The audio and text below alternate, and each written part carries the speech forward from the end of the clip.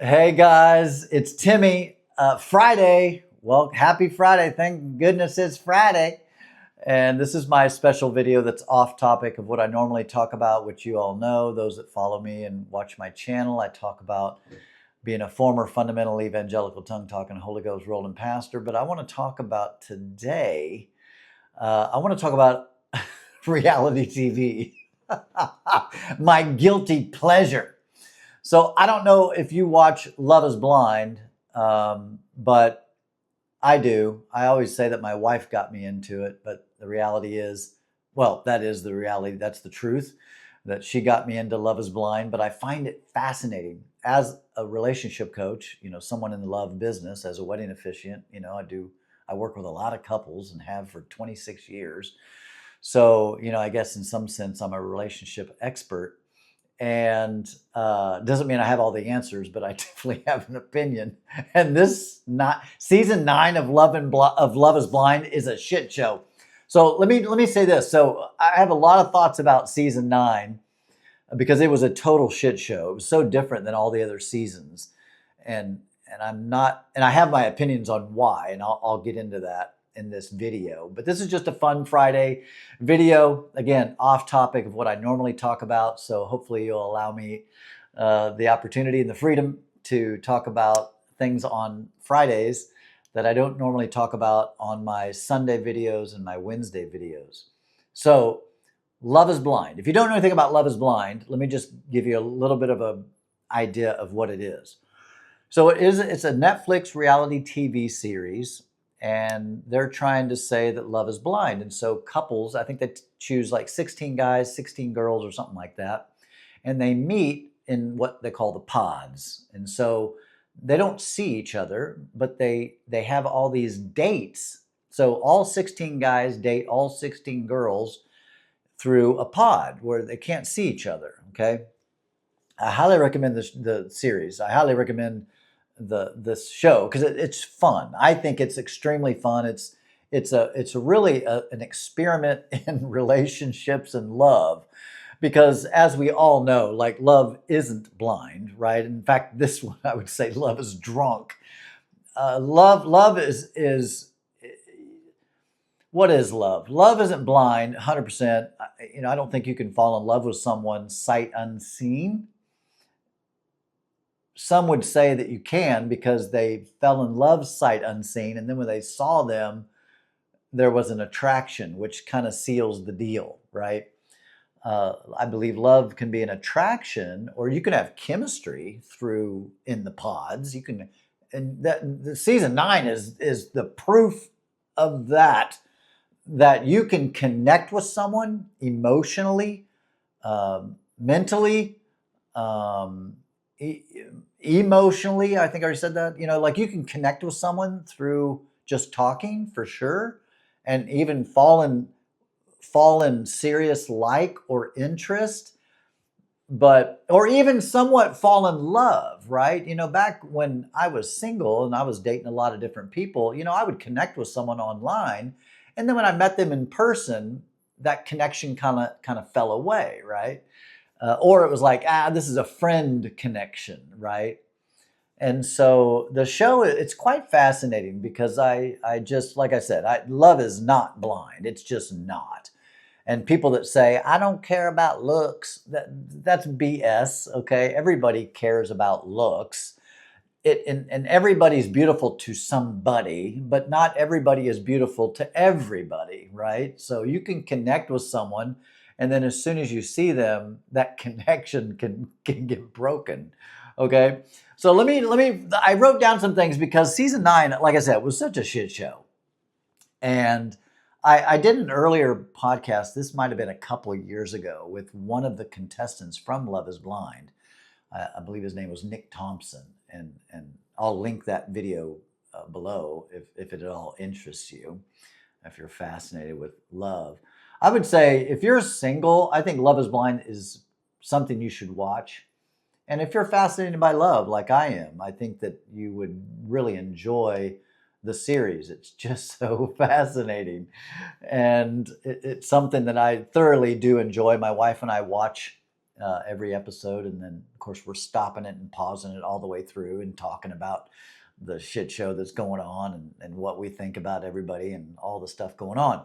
So I think, again, I think it's like 16 guys, 16 girls, and they start dating, and then usually only a few get to the point where they then go on a trip together somewhere cool, okay, somewhere exotic, and they begin, so let me rewind a little bit. So everybody dates, and you end up finding a connection, and then you connect, right? Sight unseen. And then there is the reveal, where this person that you've connected with through sight unseen, in the pods, there's the big reveal where they actually get to meet the person that they've connected with. And here's the kicker. So sight unseen, they get to propose. So you're dating all these different people. You end up kind of connecting with one. Sometimes they'll connect with two people, and it gets down to they're just trying to decide, who am I connecting with more? And then finally, you got to make a decision, right? You can't meet more than one person. You can't obviously propose to more than one person. You got to make a decision. So they make their decision, the doors open, and there's the big reveal. And you can see it in the eyes of the people, of whether they're pleasantly surprised or really happily surprised, or if they're somewhat discouraged. You can just see it in their eyes. And I've seen it both. I've seen the guy do that. I've seen the girl do that. I've seen it go both ways. I have seen it happen where there is a little bit of a disappointment, where when the doors open, the girl is like, "Oh, not my usual type," or whatever. Or vice versa. The guy sees the girl and it's like, "Oh, that's not my usual type." And it's always kind of fun, because after they meet, then they go and get to talk to the camera independently and separately about what they were thinking at the reveals. Quite fascinating.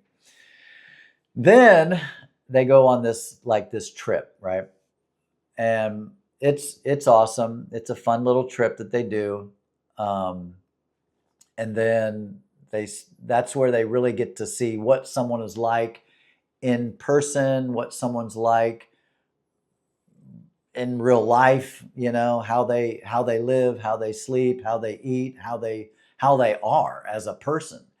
And so sometimes the relationship falls apart at that point. In season 9, it just was fascinating. But then, so let's just say there's 6 couples that go to the vacation. And then it'll dwindle down to like 4 that actually continue on. And then it comes to the wedding day, okay, where they're going to actually walk down the aisle to marry this person that they proposed to sight unseen. Now they've lived together, they've been hanging out together, they've gone on a vacation together, and now it's time to make the real big decision, right? Season 9, not a single couple ended up saying yes at the altar. Not a single couple got married. Not a surprise to me at all. I did not have high hopes for any of these couples making it to the end. And then finally, which I haven't seen this yet, season 9, the reunion. I cannot wait to see the reunion and see where they are. I think it's a year later, roughly about a year later. What's been going on for the last year. It is fascinating. There's been some seasons where people did get married, and then they come back for the 1-year reunion, and they've gotten divorced. Didn't work out. Okay, that happens too. And then some do. Some stay married as well. So interesting, so fascinating. So let me just run through a few of the characters more of the final characters, and just give you kind of my initial thoughts of what I was thinking as I was watching the show. And I'm just going to be honest, I'm being very judgy, very critical, very, nitpicky about these people, because, it's reality TV. I realize that it's heavily edited. I know that they can even edit it to make it where someone looks not so good, or they can edit you in a more favorable light. It's just editing, I know, plays a big role. In fact, in the video that I did, like I said, a couple of years ago with one of the contestants, everybody's encouraged to drink a lot, and they try to encourage drama. They try to instigate drama. It's all part of the show, and I get it. So, you know, if you were a contestant and I dish on you here, I realized that editing played a huge role in how you were perceived, or how they kind of made you seem. So, you know, I'm sure everybody is just a precious person in real life. But goodness gracious, I think it'd be hard to hide certain traits and certain things. And so, okay, so here's kind of the final people that at least I think went on the vacation part. Say you have Anton and Ali. I think it's how you say her name, or Ali. Curious couple. I honestly thought they may have been the one couple that would have made it. Honestly, I not made it to the reunion. I didn't think they would even make it to the reunion, but I thought that they were maybe both going to say yes. And I'll talk about them specifically and some of the dynamics between them where I was uncertain how this was going to work. Because, like I said, relationships are all about compatibility, right? Attraction plays a small role in true love, or what I would call or marriage, you know, to really have a life partner. Compatibility is absolutely key. You can't just find someone hot, or I like their abs, or whatever, like those things, or he's rich or she's rich, or what, all those things are really immaterial to a long-lasting happy relationship. It's just, there's so much more to a relationship than just what I would say like tickles in the tummy. Okay, that has no bearing on whether you're going to have a happy relationship or not. Okay, then there was Edmund and Calibra. Fascinating couple. Edmund was a precious, curious, interesting guy for sure. Those two couples I just mentioned, they're the only two that even made it to the altar. So out of all of these connections, they were the only two that made it to the altar. And, you know, spoiler alert, in Anton and Ali said no. Anton said yes. With Edmund and Calibra, Edmund said yes and Calibra said no. I did think that their interaction at the altar was pretty sweet. I wasn't a big fan of Calibra necessarily. And there's a lot of them I wasn't a fan of, to be honest. Just, again, how it was edited and what I was seeing on the TV. I didn't like how she treated Edmund, but I also, you know, I know there's a lot they didn't show, I'm sure. And with editing, I didn't think it really did her much justice until the end. At the altar, she was super sweet. She really was. I thought she was very sweet at the very end, and how she talked to Edmund. I thought that was pretty precious. Anyway, Joe and Madison, they were curious. And this season was all in Denver, Colorado. Joe and Madison.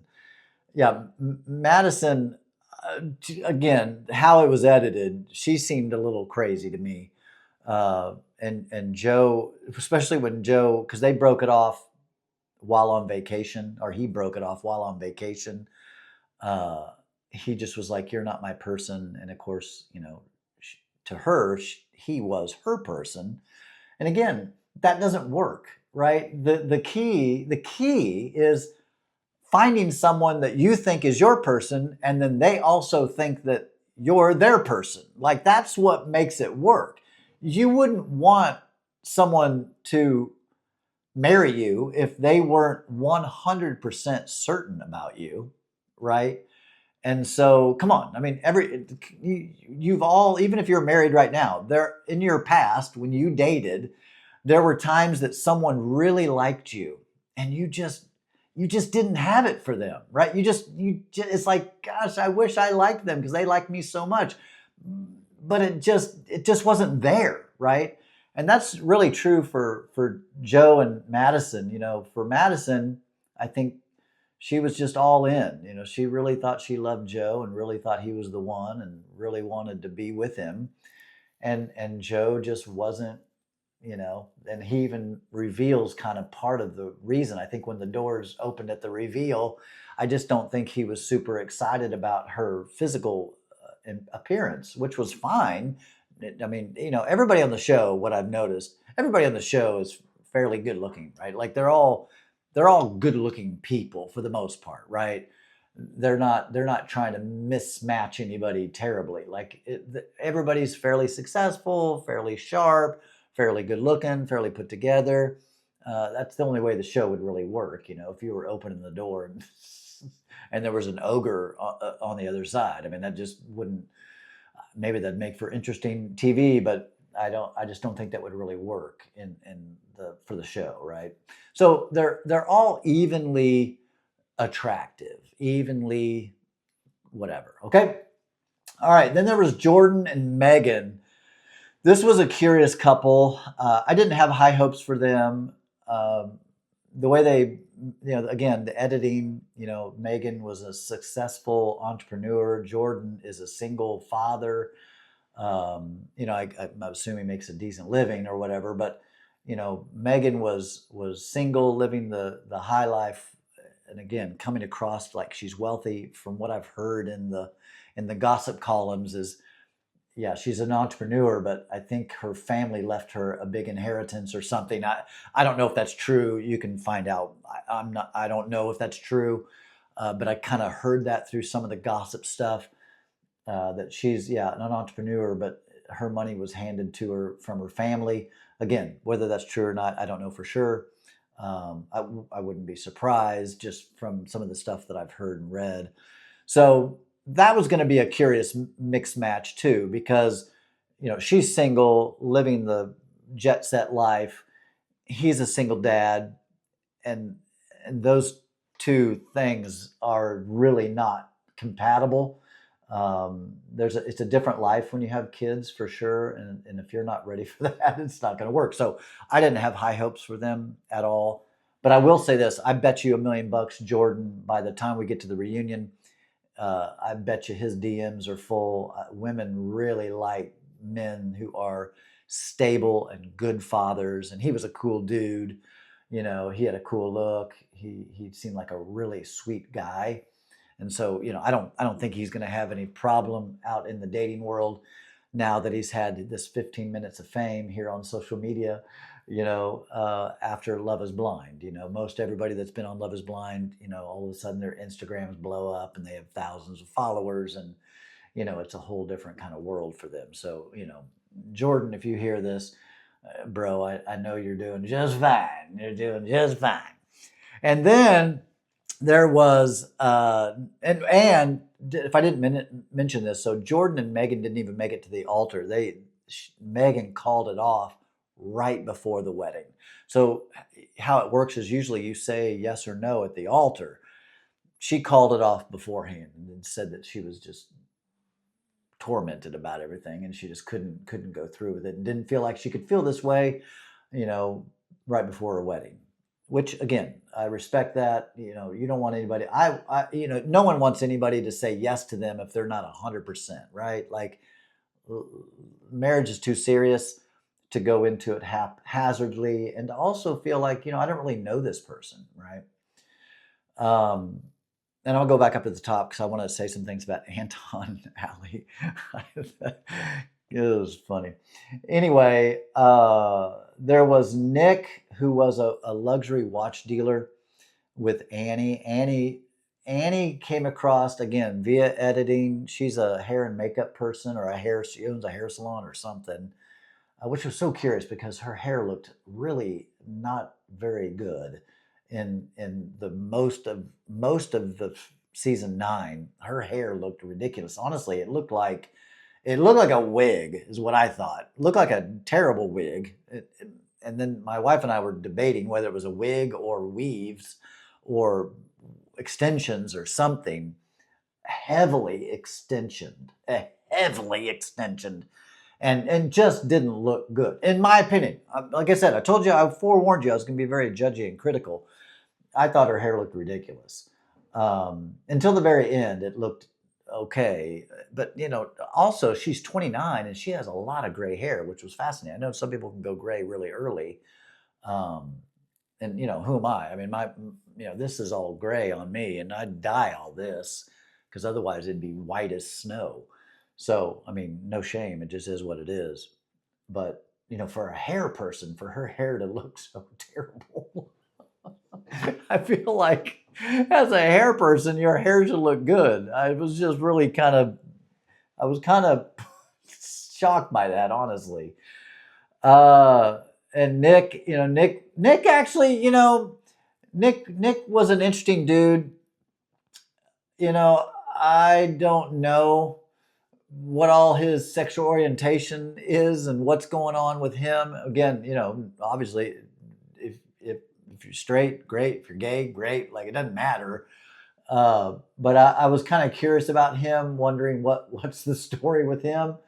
And I think his second choice, I think, was a girl named Kate, I think, which I think would have been a better choice for him, even though I don't think Kate, once she saw him later, I don't think she was all that impressed with him either. So that was a curious couple. But, I felt like he was very communicative, did a great job. And, frankly, I thought Annie was cuckoo for Cocoa Puffs, is how she came across to me on season 9. I just thought she was a mess. She was a mess. And she was drunk most of the time. At least it sure seemed like it. Again, the editing they were filming her a lot when she was drunk. And so she was a curious person. And then lastly was Patrick and Casey, which I don't even think they made it on the vacation. No, I don't think they did. I think that Casey called it off right before they went on vacation. So Patrick and Casey, Patrick proposed to Casey behind, sight unseen. She said yes. And then at the reveal, I think she was a little disappointed in his physical appearance. And also she was a little cuckoo for Cocoa Puffs to me. And again, how they edited it, she seemed a little cuckoo. And so, and I've heard again through all the gossip columns that she is a little cuckoo for Cocoa Puffs. So we'll see. And I don't know her in real life. I don't know any of these people in real life. So who knows? They all might be wonderful people. They all might be crazy, right? For all I know. Patrick had a second choice. Anna was a second choice for him.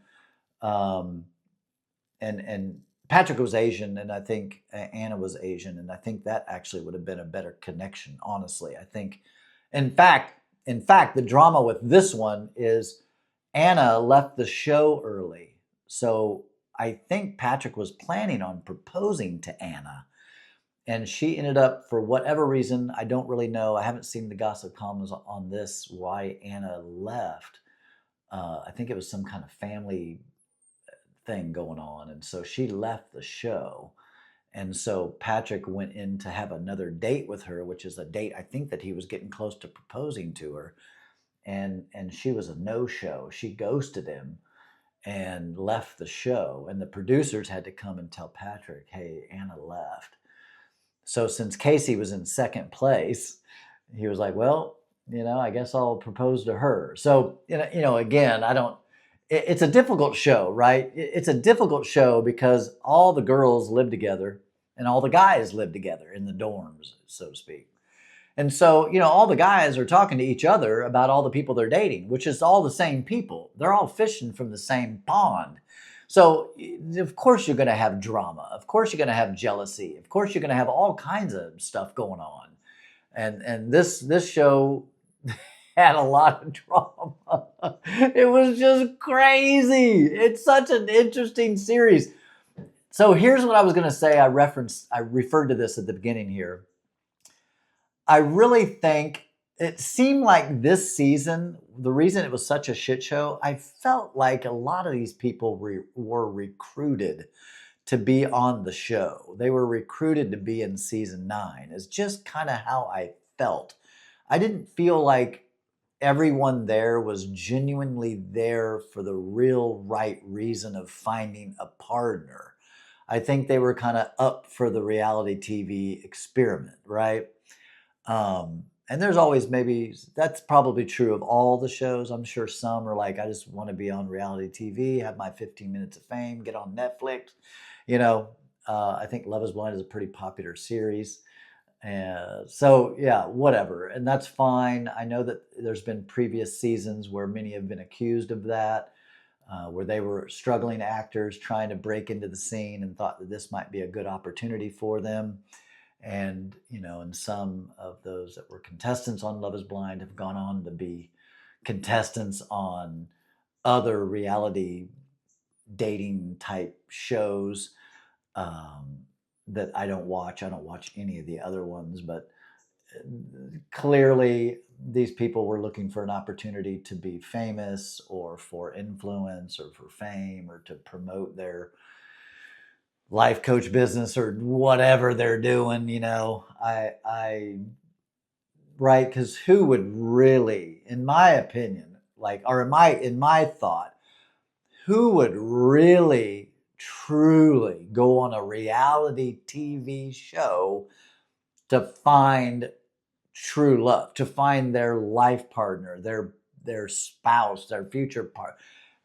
Like, who would actually really genuinely with a pure heart say, I want true love and I think I'll find it on Love is Blind?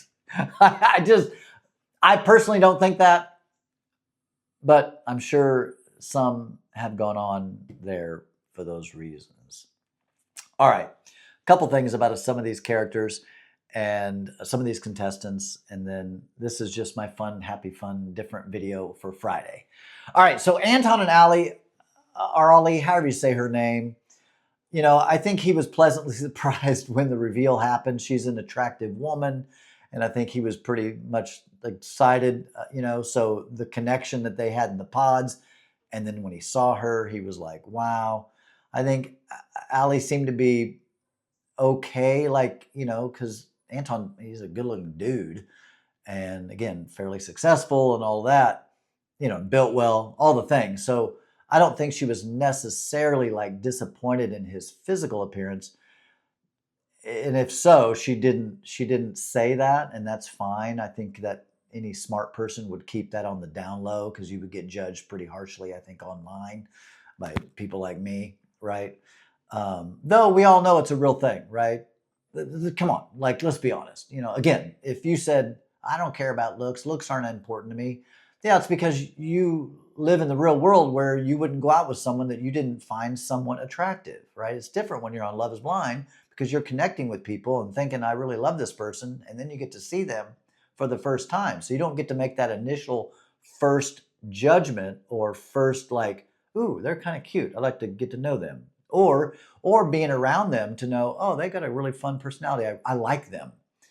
That you don't get that opportunity with Love is Blind. You're not seeing the person face to face. So, I'm going to tell you right now, I don't care what anybody says when they say looks aren't important. That would only be true of a blind person, right? Love is blind only to someone who's truly blind. And by that I mean literally cannot see. Anybody who has eyes and can see, you're going to have you automatically are going to be attracted to some people and other people you wouldn't be attracted to. Again, you could say, I don't care about looks, but I could guarantee you, I could find someone and put them in front of you and you'd be like, yeah, no, I'm not interested, right? It's just not your flavor, right?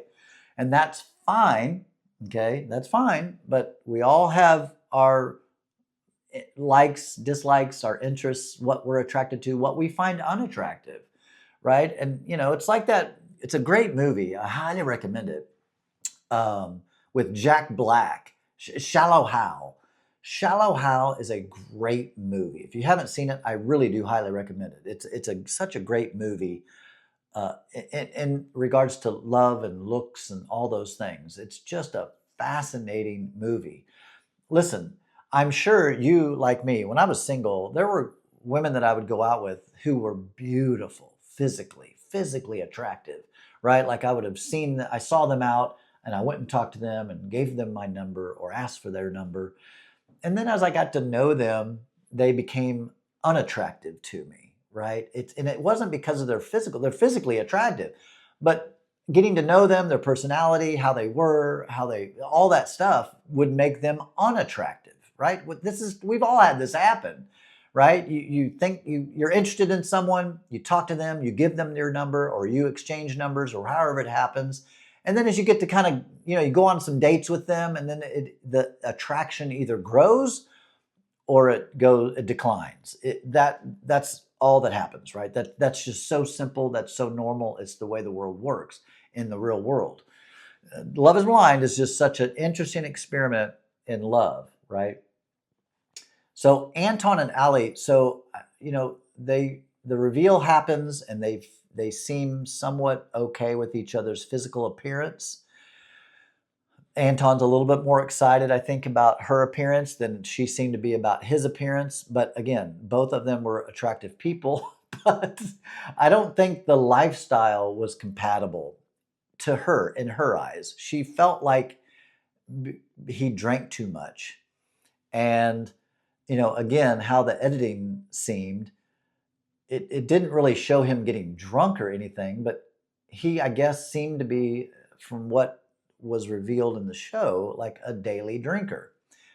That he would come home from work and he'd have a couple beers, or on the weekends he'd like to party with his friends and drink. And for someone, which is fascinating because she also is a drinker, and in fact there was one scene where she was telling him that she was uncomfortable with how much he drank, and she was drunk at the time of that filming, which I thought was curious. And he wasn't. I mean, you could just tell he'd only had a beer or two.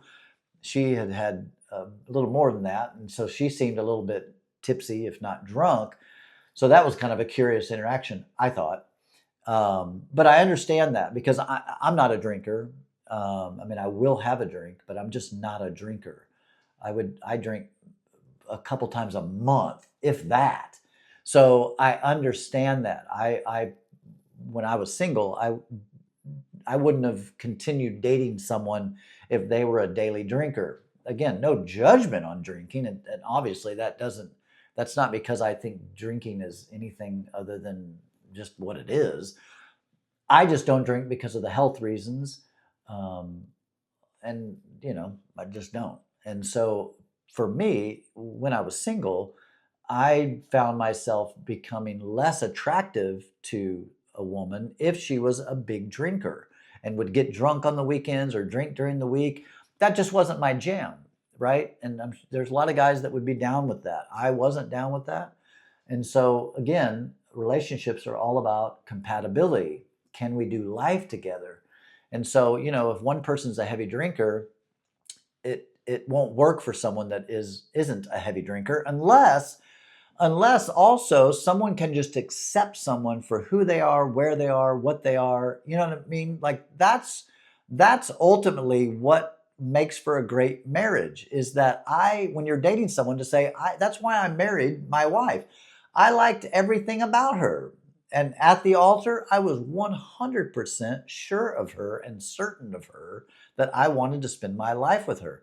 And it wasn't just like a feeling, we had dated, we had been together and spent a lot of time together and lived together actually, technically, my wife really didn't move in with me until we were married. But she was over so much, it was like she lived with me anyway. But you know how leases are and all this stuff, right? So she didn't technically move in with me until after our wedding, just the way the timing of everything was. But we were living life together, and we'd spent all of the seasons together, So I think that's another important piece. I think before you marry someone, I think it's important to at least date for 1 year. 12 months. It's not a law. And I wouldn't know if I'd hesitate to even say it's a rule. As a date coach and as a relationship coach, I think it's important to date someone for one whole year, in all the seasons and all the days and all the holidays and all the birthdays, all the things. I think it's important to get to be with that person through all of those to kind of see what kind of vibe they are. So, Allie felt like Anton was too much of a drinker. That made her feel uncomfortable. His lifestyle just didn't seem to be conducive with her, and that's fine. But also, she seemed to be, again, how it was edited, she seemed to be a little bit concerned with that maybe he didn't make enough money so that she could have, Louis Vuitton shoes and all that kind of stuff. So, whatever, to each their own. Again, no judgment. Edmund and Calibra. Edmund was just a curious little soul, man. There's something endearing about Edmund, honestly, and the fact that he's a realtor really shocked me because he's very curious, and by curious, that's a nice way of saying he was just odd. He seemed odd. There was a scene where he was in the dorm with the guys, and he was down on the floor. I thought he was doing push-ups, but he was kissing the floor. That's curious. Right. I'm a little bit of a germphobe, so I was like, oh, what are you doing? But he was just kind of a curious guy, so that was a very curious relationship. I did not think this couple would have, I wasn't surprised that it was a no at the altar. I didn't think it was going to go for sure at all. And it didn't, clearly. Joe and Madison, I guess the only other thing I would say about this couple, and then I'll do one last couple, and then I'll end this Friday fun little video. Joe and Madison, just to be just straight, I think Madison just wasn't Joe's type. And I figured as much when they were, as a viewer, I was watching Joe connect with Madison, and I thought, dude, I just don't think she's going to be your type, bro. I just don't think, if you lined up all the women that Joe had ever dated, I think they would be quite different than Madison. Again, Madison's fine, attractive, whatever. I could just tell. And I also I called this one. I don't always get it right, but I called it. I knew she was going to be super excited. I knew that she probably hadn't dated anybody quite like Joe. He was a pretty handsome dude. And so I knew that when she saw him, she was going to be pleasantly surprised with him. And she was. And that rang true through all of their little journey together on the show. And they also, it ended kind of crazy. But at the very, very end of their little journey, it was quite precious, their little interactions together. But yeah, I had no hope for them whatsoever. I just knew they weren't going to make it. I was surprised they even made it as far as they did. Frankly, I thought when the reveal happened that he would have bailed at that time. And I think if he would ever be honest about it, I think he wanted to. But I think he's slightly a people pleaser. He's a really nice guy. At least, again, that's how it seemed in the show, is he seemed like a really kind of a good dude. And I think he didn't want to break her heart right off the bat and be like, yeah, you're just not the type of person I would have dated in real life. And so let's just call it quits. Or, he wanted to go on a vacation, a free vacation on Netflix, on their dime. Or he just wanted to give it a shot and see if love could flourish. And it just never did. It never did. All right. And lastly, Jordan and Megan. I really liked Jordan. I just did. And, I liked Megan too. She was a somewhat likable person. I think her second choice would have been a guy named Mike, I think. And I think that would have been a better choice for when it comes to compatibility. I think Mike was a guy. So Megan, before Jordan proposed to her, she had a connection with a guy named Mike. And that's how it works. Sometimes they get down to the wire where they have multiple connections, and they're really trying to sift through to figure out who would be the best for them. Like who do they feel most connected to? And Megan, ended up going with Jordan, and Jordan, of course, kind of I think had Megan as the number one for a minute, and so Megan let Mike go, and then Jordan proposed, and I think who knows what the reunion's going to show, but maybe Mike and Megan got together after all.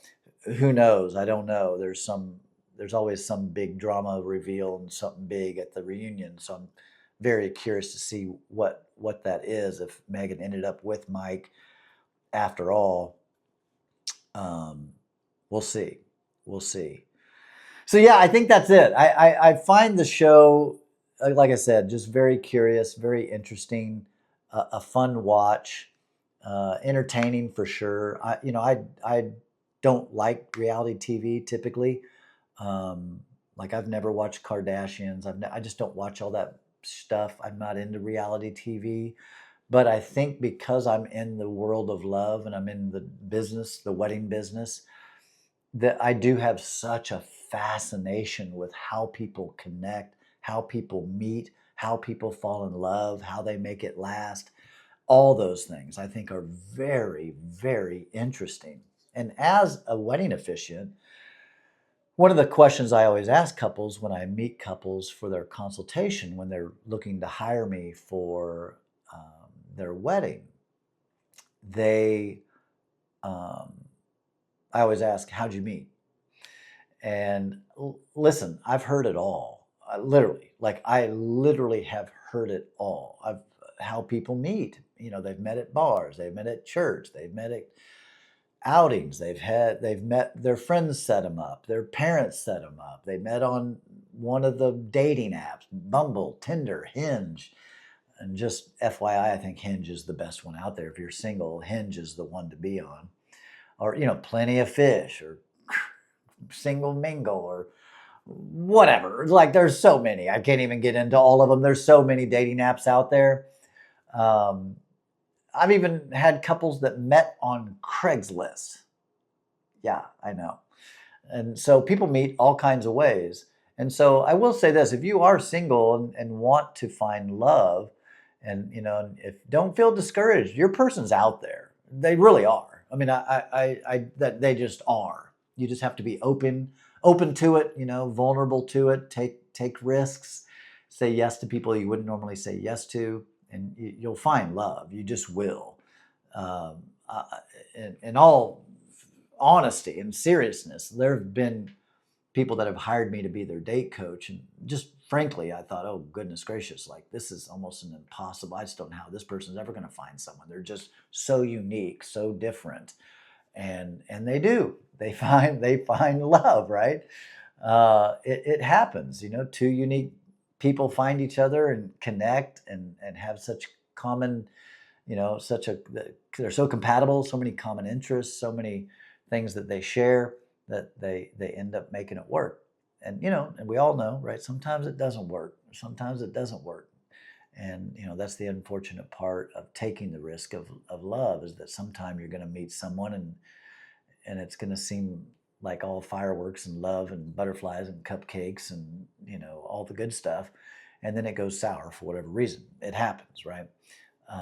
But don't let that discourage you. Just because you've had a failed relationship doesn't mean you can't in the future find someone that you can have a good relationship with and spend your life with someone, if that's even an interest to you. Some people want to be single, and that's no shame on that. I have several friends that are lifelong single people, and that's what they want to do. They like the freedom, and so whatever, right? To each their own. There's no one way to live this life, right?